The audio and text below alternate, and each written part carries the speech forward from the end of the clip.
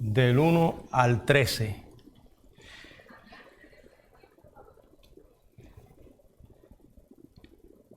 Entonces el reino de los cielos será semejante a 10 vírgenes que tomando sus lámparas salieron a recibir al esposo. 5 de ellas eran prudentes y 5 insensatas.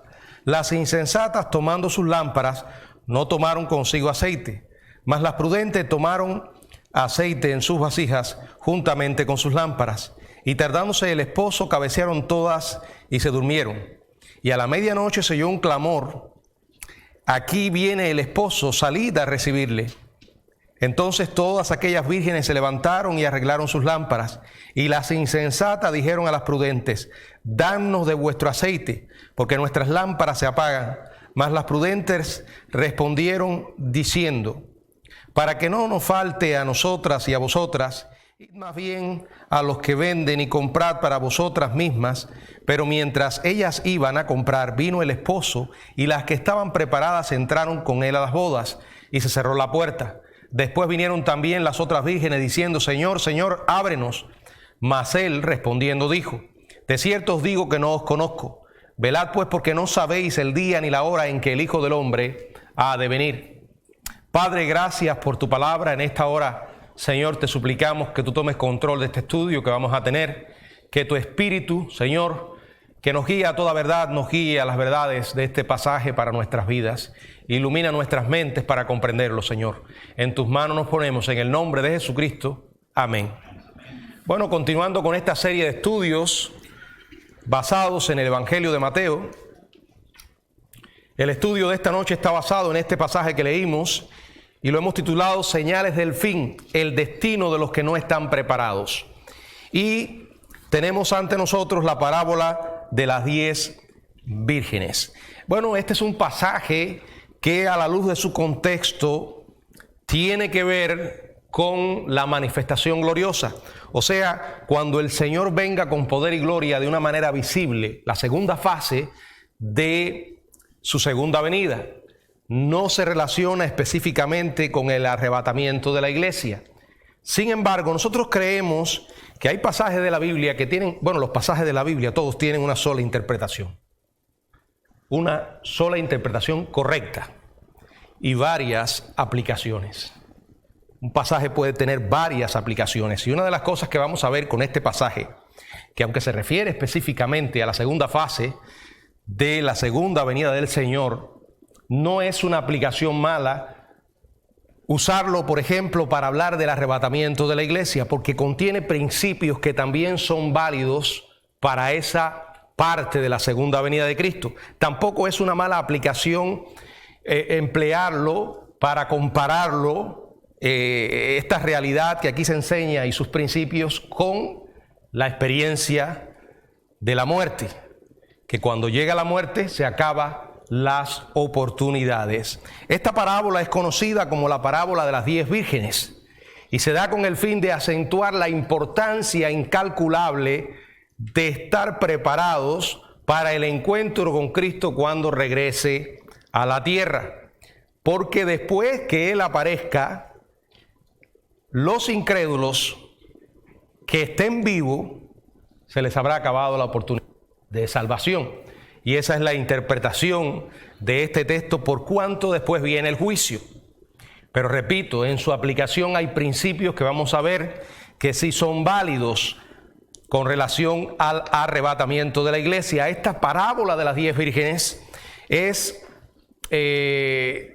una historia basada en una típica ceremonia judía de bodas. Voy a dar una explicación de cómo se casaban en aquella época y después el domingo la volveré a repetir, por cuanto el sermón del domingo, que tiene que ver con las bodas del Cordero, también es necesaria una aplicación, una explicación del contexto de las bodas judías para poder entenderlo. Un matrimonio judío constaba de 3 partes básicas. La primera era lo que se llamaba, lo que nosotros podríamos llamar el noviazgo.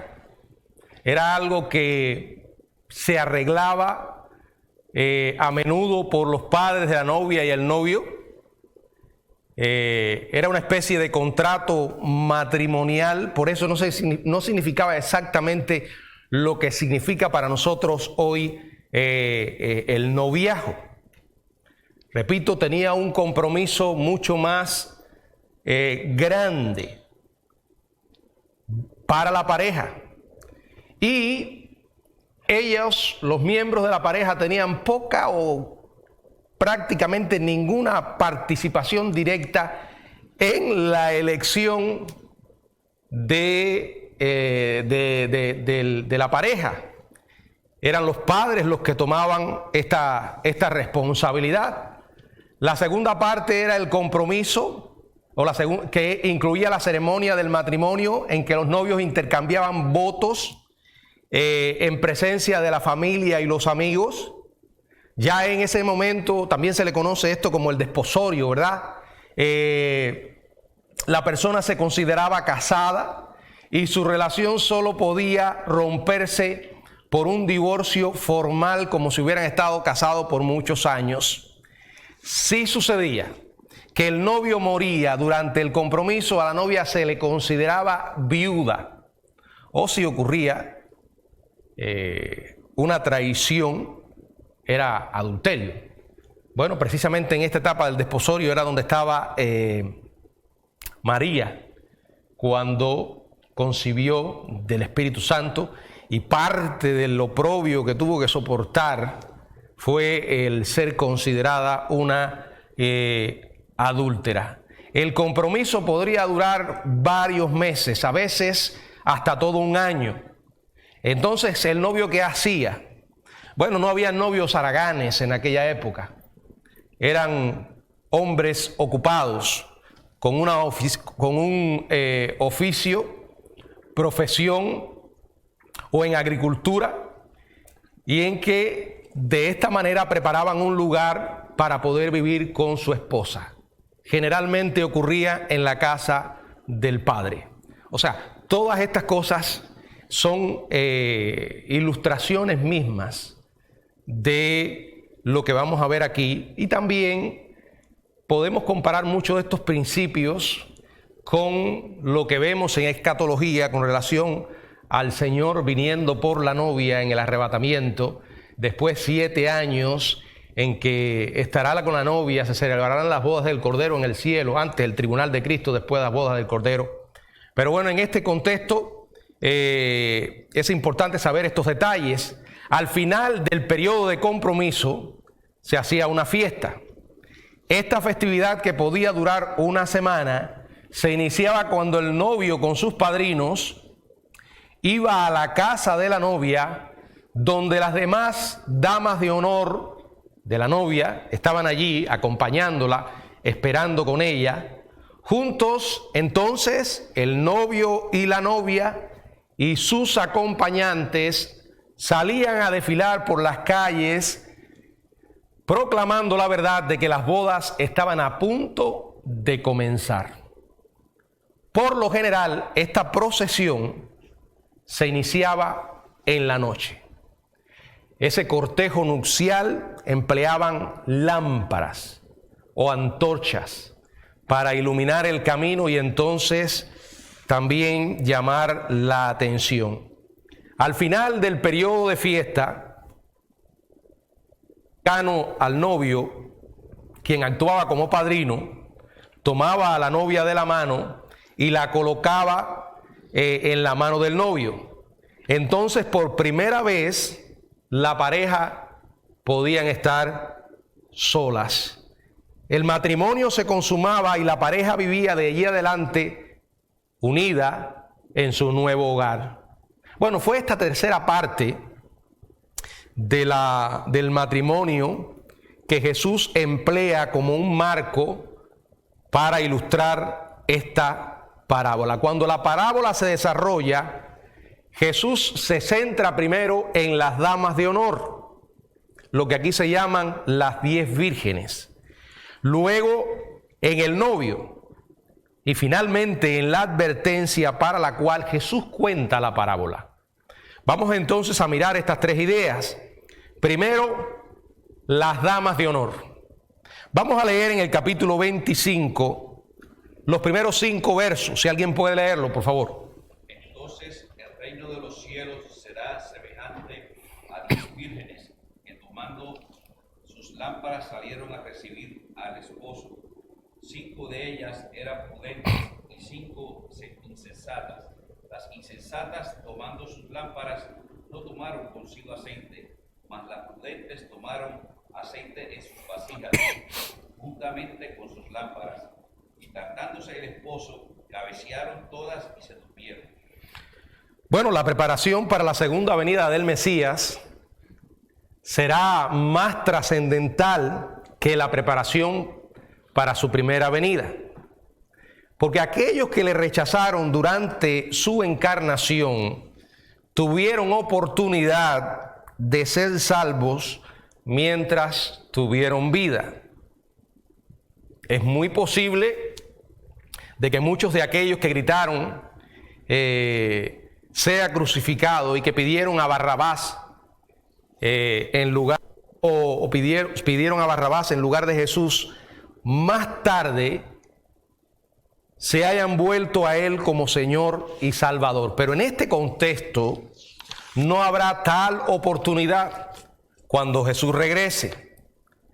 Se sabrá entonces el momento que aparezca que la oportunidad de tener salvación y ciudadanía en el reino de los cielos habrá pasado. Bueno, esto sí es una ilustración y contiene un principio aplicable a la muerte. Mientras una persona tiene vida, hay oportunidad de arrepentimiento y de creer. Cuando la persona muere, se acabó la oportunidad. Él aseguró que en este tiempo la preparación espiritual para entrar en el reino de los cielos, dice, será semejante a la preparación de ciertas 10 vírgenes. O sea, estas damas de honor de las que estuve hablando de la boda judía. Aquí dice que eran 10 y eran 10 vírgenes. Bueno, el número 10 tenía un significado muy especial para los judíos. Significaba culminación. Por ejemplo, para establecer una sinagoga, según Josefo, hacía falta tener 10 hombres. También 10 hombres para celebrar la Pascua. Y la misma cantidad se requería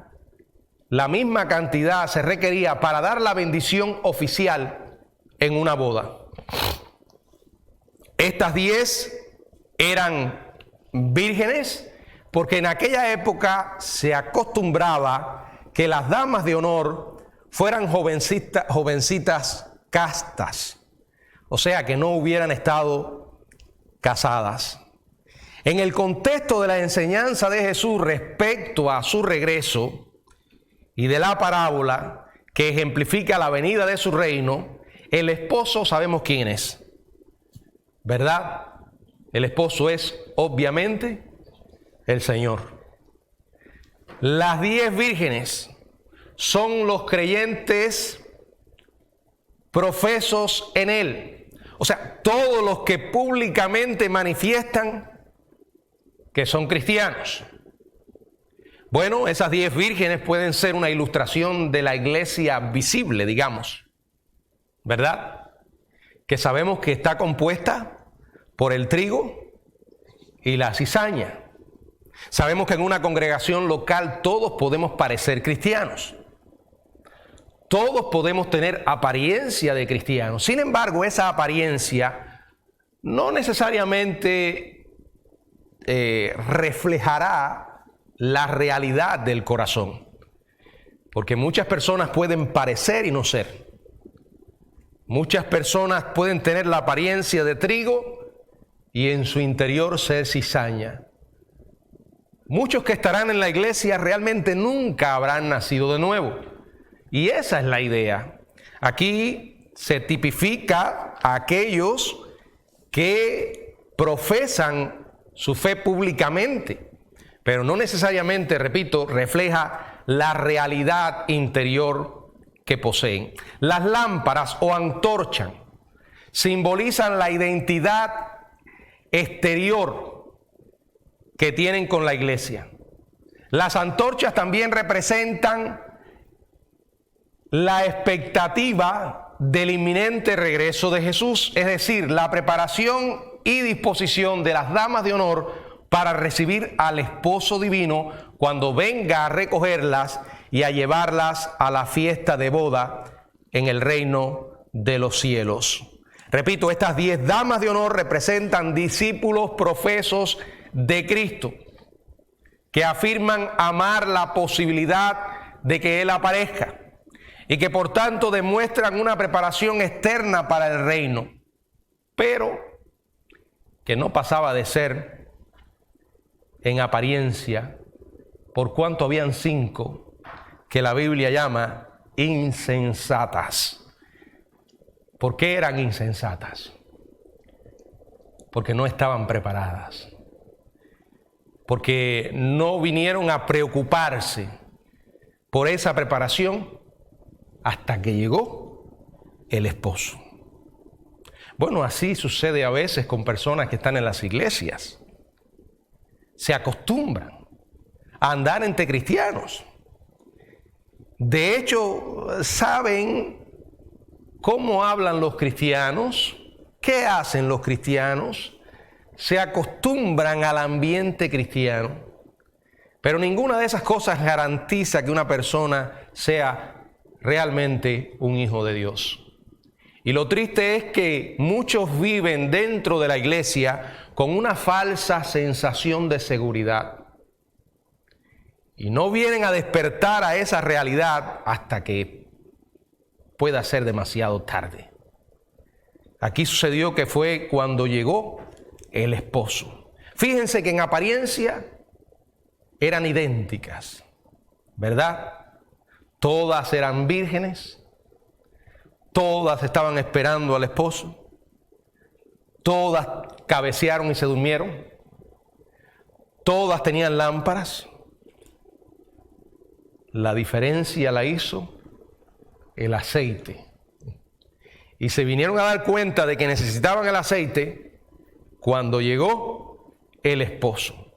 Repito, todas estaban vestidas de forma apropiada, vestidas de boda, con antorchas, pero realmente no eran iguales. Dice la Biblia, 5 de ellas eran prudentes y 5 insensatas. Aquí la prudencia implica preparación espiritual.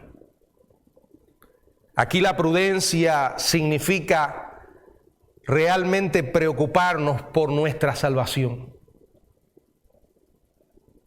Asegurarnos mediante un examen personal si realmente somos hijos de Dios o no. No es suficiente reconocer que Dios es Dios, que Jesucristo es su Hijo, que Él es el Señor y es el Salvador. Aún sabiendo todas esas cosas, una persona se puede condenar. Los demonios también creen y tiemblan. Hay una diferencia entre saber que Cristo es el Señor, entre saber que Cristo es el Salvador, y entre poder decir, Él es mi Salvador y Él es mi Señor. No es que fue tu Salvador y tu Señor, no lo es hoy. Claro, en realidad, si hoy no lo es, que nunca lo fue, ¿verdad? Y la insensatez de estas vírgenes fue su falta de preparación. La evidencia de que algunas de las damas de honor no estaban preparadas, a pesar de su experiencia o su apariencia externa, fue el hecho de que no tomaron consigo aceite. Una antorcha sin combustible no sirve. Una profesión de fe en Jesucristo sin una relación salvadora con Él es infinitamente más inútil, porque deja al individuo en las tinieblas espirituales. Por ejemplo, van a oír varias opiniones acerca de lo que es el aceite, que si es el Espíritu Santo, que si es alguna otra cosa. En realidad, El aceite es un símbolo de la salvación en sí. Algo que sabemos que es obra del Espíritu Santo, porque dice la Biblia que una persona no puede nacer de nuevo si no naciere del Espíritu. O sea, no tener aceite es no ser salvo. Tener el aceite es tener la salvación. Las damas de honor prudente tomaron aceite en sus vasijas juntamente con sus lámparas. Repito, la profesión externa que habían hecho no era un reflejo fiel de su realidad interna, solamente en 5. Contaban con el aceite de la preparación, es decir, la realidad de la luz de la gracia salvadora de Dios dentro de ellas. El aceite es similar también a los trajes de bodas en la parábola que Jesús cuenta acerca de una fiesta de bodas y que un rey ofrece para su hijo. En esta historia, en esta otra historia, el énfasis está en los trajes de boda. Bueno, sabemos que era el rey el que ofrecía estos trajes, el que ofrecía estas ropas. La Biblia dice que en el cielo estaremos vestidos de ropas blancas, ropas que simbolizan la pureza, la salvación de la que disfrutamos, ropas que las recibimos del Rey. Tú y yo no vamos a llegar al cielo por otra razón que no sea por lo que hizo Jesús y el resultado de su obra salvadora. La Biblia dice: justificados pues por la fe, tenemos paz para con Dios, por la fe en Jesucristo. Esa es la idea. En esta historia había un hombre que no estaba vestido de ropa apropiada y se trató de colar en la celebración y entonces fue arrojado, dice la Biblia, a las tinieblas de afuera. Vamos a leer Mateo 22 del 11 al 13, si alguien puede leerlo.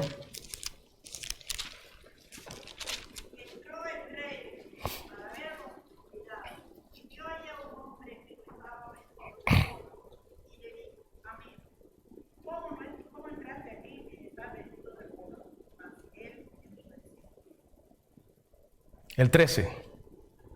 Entonces el rey dijo a los que servían: atadle de pies y manos, echadle en las tinieblas de afuera, allí será el lloro y el crujir de dientes.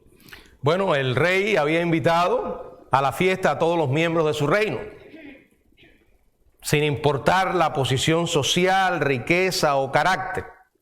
En otras palabras, la salvación es para todos. No hay persona excluida del reino de los cielos. El hombre mismo es el que se excluye, pero la invitación de Dios es para todo aquel que quiera recibirla. Hizo todo lo posible para que nadie fuera excluido, enviando a sus siervos a todos los lugares recónditos del país. Allí en Mateo, en el capítulo 22 también, en el verso 9 y 10 dice: id pues a la salida de los caminos y llamad a las bodas cuanto halléis. Y saliendo los siervos por los caminos, juntaron a todos los que hallaron juntamente, malos y buenos, y las bodas fueron llenas de convidados. La invitación para el reino es para todos. El Señor dice: venid a mí. La invitación es para el que quiera recibirlo. Ahora, aquí la condición era usar la ropa que era provista por el rey. Es un símbolo de la gracia otorgada a cada persona que quiera creer, que quiera llegar a ser un hijo de Dios. O sea, Dios extiende su gracia, su favor. Debido a que ese individuo no se vistió con la ropa del rey, fue rechazado. Bueno, ese ropaje en cierta manera es un símbolo también, algo similar al aceite. Para decirlo en palabras más simples, sin complicar las cosas, sin tanta teología, es la salvación. Una salvación que no depende en nada de nosotros, sino que es otorgada totalmente por Dios, por gracia. Y dice: y tardándose el esposo, esta es continuando con la parábola de Mateo 25, esto refuerza la enseñanza de que la segunda venida será inesperada. Puede que se tarde desde nuestra perspectiva humana, pero dice la palabra que no es por tardanza como algunos piensan, sino que Dios no quiere que ninguno perezca, sino que todos procedan al arrepentimiento. Para nosotros que esperamos el arrebatamiento de la iglesia y que hemos dicho es un evento sin señales y que puede ocurrir en cualquier momento, puede que desde nuestra perspectiva el Señor está tardando, pero Dios no se mueve por nuestro calendario, no se mueve por nuestro reloj. Dios tiene su tiempo. El objetivo principal de la parábola está dirigido a la generación que estará viva durante la última parte de la gran tribulación. En Mateo capítulo 24, verso 34 dice la Biblia: de cierto os digo que no pasará esta generación hasta que todo esto acontezca. Ubicándonos en el contexto, sabemos que es un poco de tiempo. Las señales de Mateo 24, las señales de su venida y su verdadera aparición están separadas por un periodo de tiempo muy corto. Sin embargo, aún en aquellos días muchas personas podrían llegar a pensar o van a llegar a pensar que está tardando su regreso. ¿Cuánto más aquellos que estamos esperando que el Señor venga por su iglesia? Puede que algunos digan, bueno, ha tardado demasiado. La Biblia enfatiza una y otra vez que será el día y la hora que el hombre no pensará.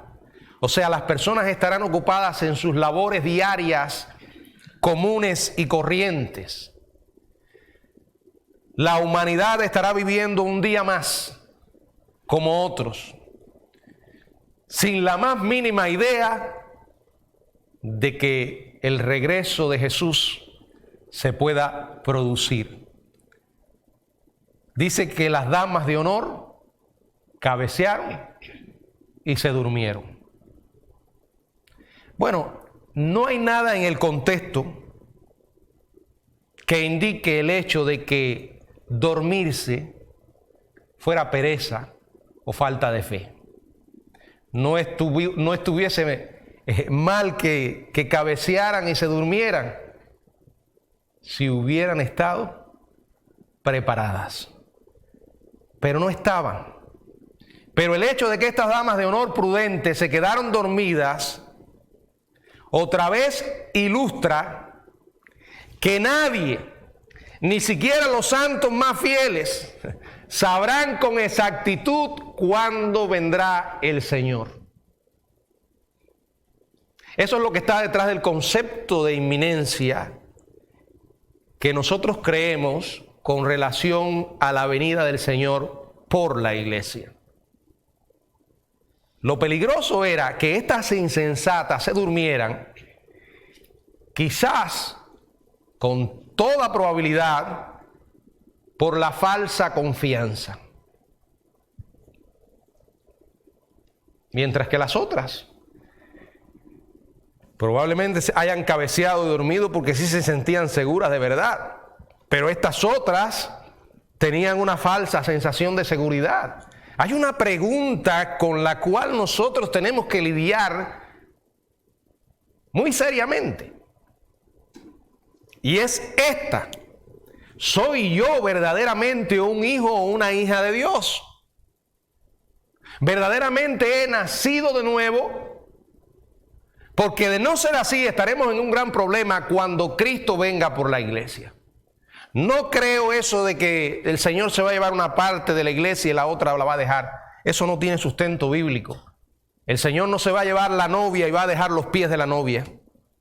No se va a llevar la novia con un brazo y el otro lo va a dejar. Él viene a buscar a la iglesia en su totalidad.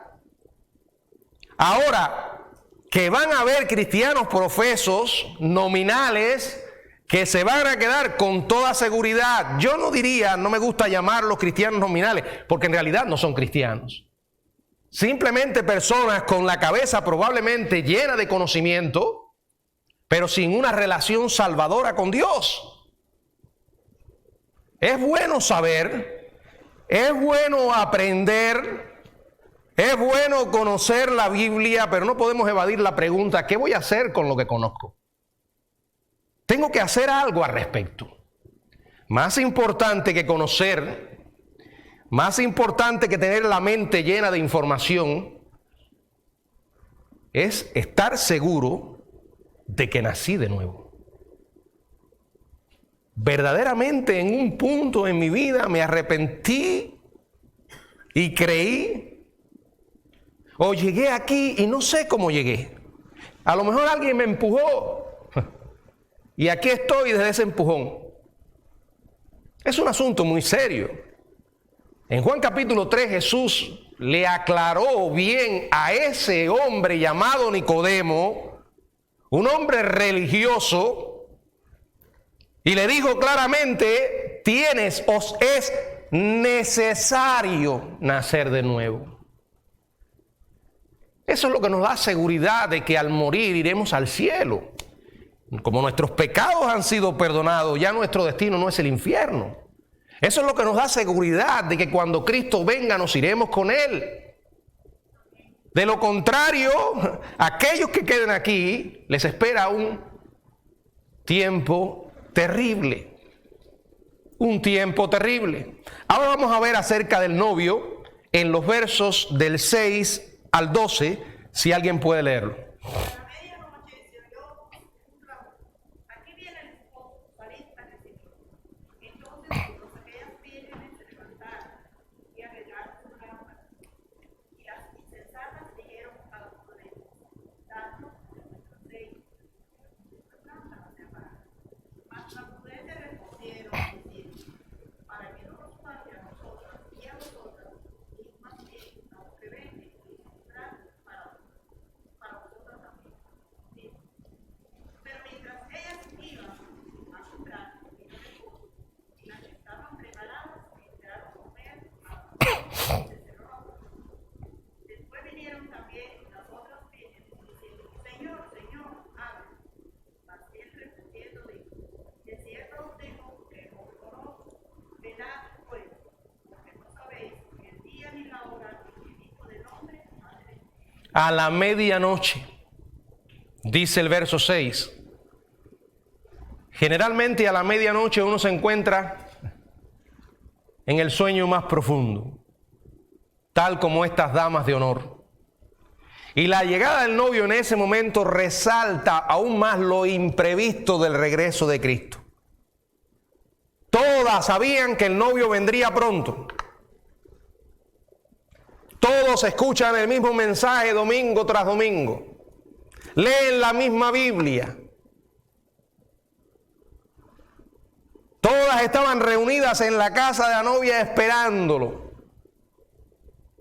Mucha gente, repito, viene domingo tras domingo. Se congrega.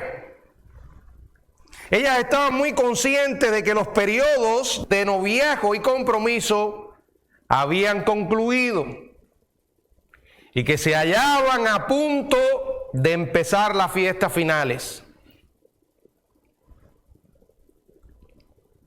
Como tenemos una cabeza para usarla, y al usarla nos percatamos de la realidad que vivimos. Todos estamos conscientes que las señales de la Biblia se cumplen. Todos sabemos que hoy, como nunca antes en la historia, están convergiendo muchas señales. Están llegando a una encrucijada, a un punto en el camino, se están cruzando una y otra señal. La intensificación del mal como nunca antes nos recuerda que estamos a medianoche. Sin embargo, ellas no sabían con exactitud cuándo vendría a él. ¿Cuándo vendría él? No, ninguno de nosotros sabe eso. Ni tampoco debemos pretender saberlo.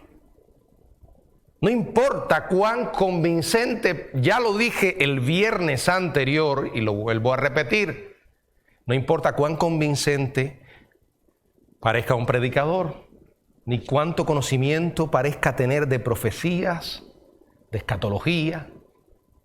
Ninguno de nosotros está facultado para decir el momento en que el Señor va a venir. Eso solo le corresponde a Dios. No importa cuántos cálculos hagamos. No. De igual manera, las personas que estén viviendo durante el final de la tribulación habrán visto todas las señales, mucho mayores que las que nosotros vemos hoy, pero aún así no sabrán el momento exacto de su venida hasta que lo vean, como dice Mateo 24:30, viniendo sobre las nubes del cielo. Sin embargo, hoy se escucha el clamor de medianoche. Dios está levantando predicadores para que hoy, en los tiempos que vivimos, digan exactamente lo mismo. Viene el esposo, salid a recibirles. El problema de las vírgenes fue, tan pronto como la presencia del novio fue anunciada, todas se levantaron y arreglaron sus lámparas. Y fue en ese momento cuando las 5 insensatas se dieron cuenta que estaban en un gran problema. No tenían aceite. No se preocuparon por tenerlo antes.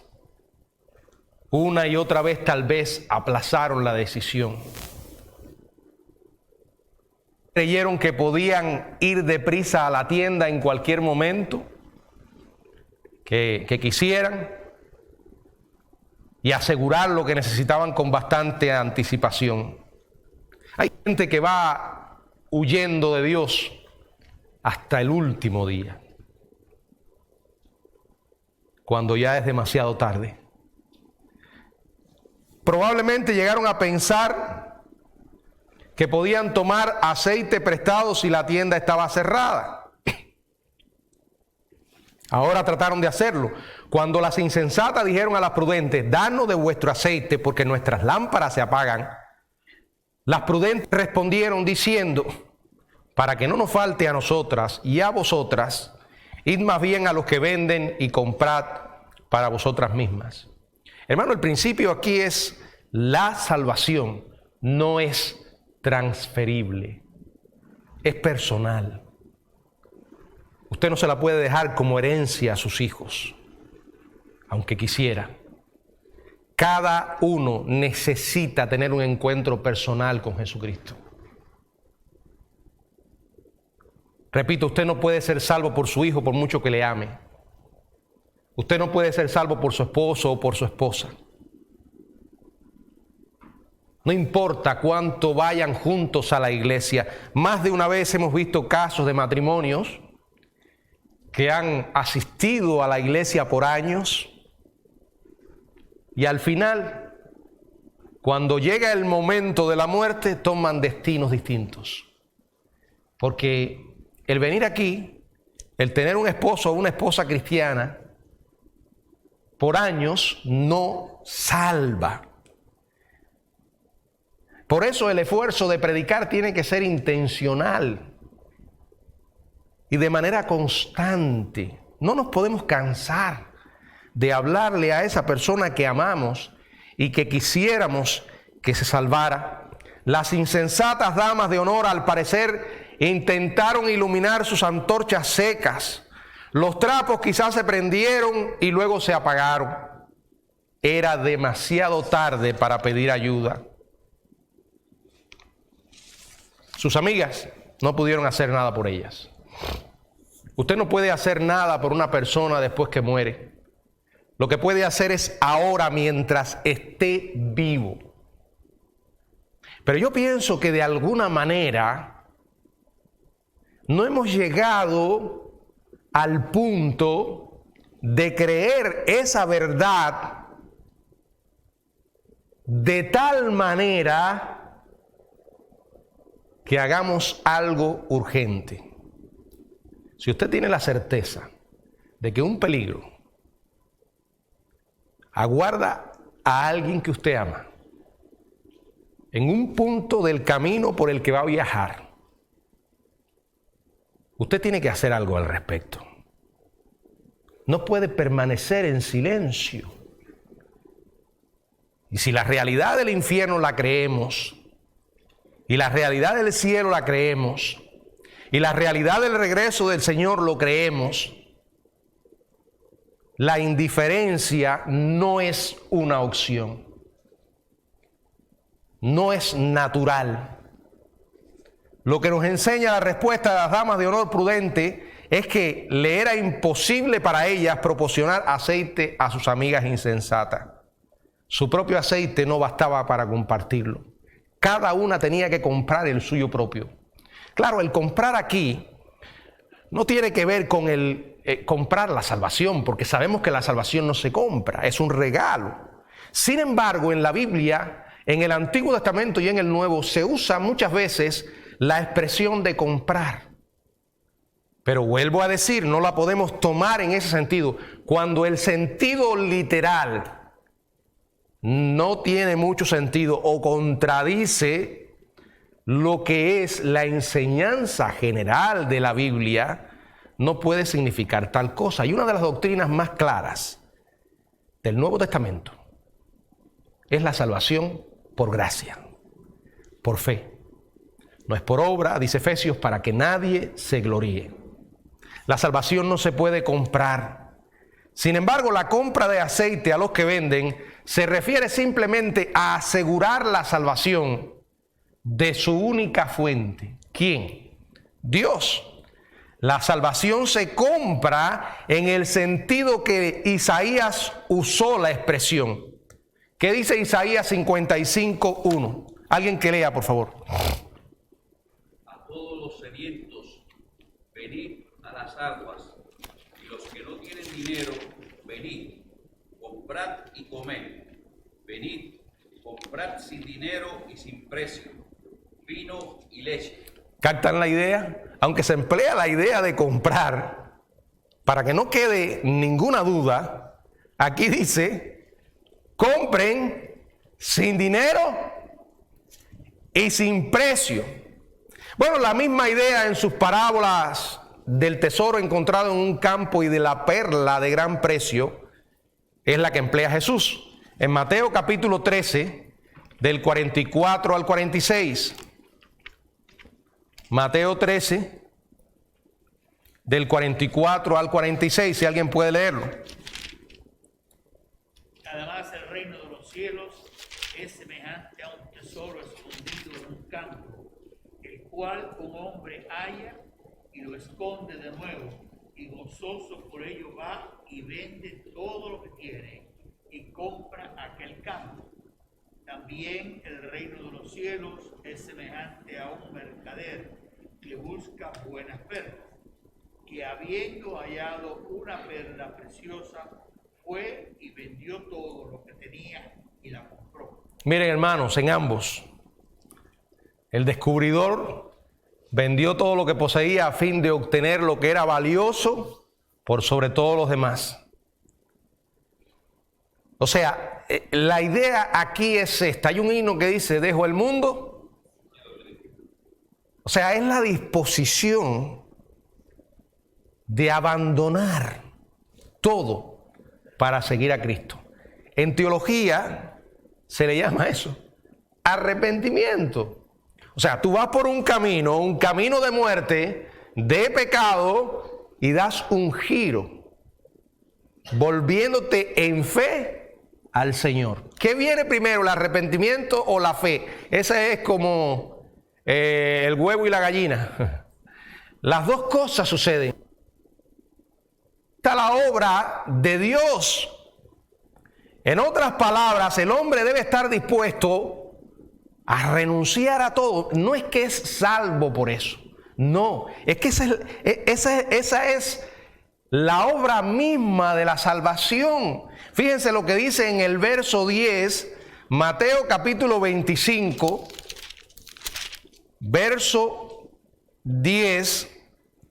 Pero mientras ellas iban a comprar, vino el esposo y las que estaban preparadas entraron con él a las bodas y se cerró la puerta. O sea, después no hubo más oportunidad de comprar. La búsqueda de aceite al por menor fue en vano porque todas las tiendas estaban cerradas. La idea es esta. La oportunidad de ser salvo es ahora. Porque ninguno de nosotros tenemos garantía de una segunda oportunidad. De hecho, fuimos salvos en un punto de nuestra vida, pero en realidad no sabemos si hubiésemos tenido otra oportunidad. He aquí ahora el momento y la oportunidad de ser salvos. Y ese es el mensaje que tenemos que darle a las personas. Es ahora. Bueno, cuando las vírgenes regresaron de su búsqueda inútil de aceite, se pusieron a gritar: Señor, Señor, ábrenos. Respondiendo les dijo: de cierto os digo que no os conozco. El Señor conoce a los que son suyos, dice la Biblia. El Señor desconoce a aquellos que no son su pueblo. En otras palabras, ustedes no son parte de mi pueblo. Están perdidos. Esa es la idea. Y ahora, sin oportunidad. Mucha gente vive hoy indiferente a las advertencias que hace la Biblia acerca del juicio de Dios. Se burlan. Miran la Biblia como un libro antiguo con un mensaje atrasado. Se ríen del cielo y aún más del infierno.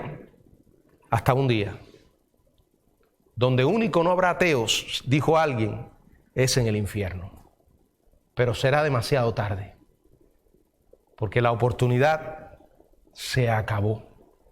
Nosotros vivimos cada día al borde de la eternidad. ¿Estamos todos los que estamos aquí preparados de verdad? Si usted muriera ahora mismo, ¿sabe a dónde iría y con quién iría? ¿Está seguro? ¿Seguro? Bueno, es realmente inquietante cuando uno le hace esta pregunta a algunos creyentes. Al menos me ha pasado por las cosas que he escuchado. Desde escuchar a algunos que me han dicho, no. Cuando usted escucha a alguien que le dice que no, probablemente la razón es porque está haciendo cosas que ofenden a Dios. Y el pecado crea inseguridad. Cuando encuentres a alguien así o mires tu propia vida, si le está sucediendo, ¿cuál es la solución? Arrepiéntete y cree. Asegúrate de que tienes el boleto. Ahora está disponible y son gratis. Después será demasiado tarde. Por eso dice la Biblia en Mateo 25:13, velad. Se los dijo a ellos. Se los dijo a aquellos que estarán en los 7 años de tribulación esperando la manifestación del Señor. Nos lo dice a nosotros de este lado, que esperamos que Cristo venga por la iglesia. Velad, porque no sabéis el día y la hora en que el Hijo del Hombre ha de venir. Hermanos, como dije en el estudio anterior, yo no estoy aquí hablando ni tan solo de un pasaje en las epístolas. Estos son los evangelios. Palabras directas del Señor Jesucristo. Y Él está haciendo un llamado de advertencia y de alerta. Cuando usted sabe que se va a ir, muchas cosas cambian en su vida. Cuando sabe que le queda poco tiempo, muchos ajustes vendrán.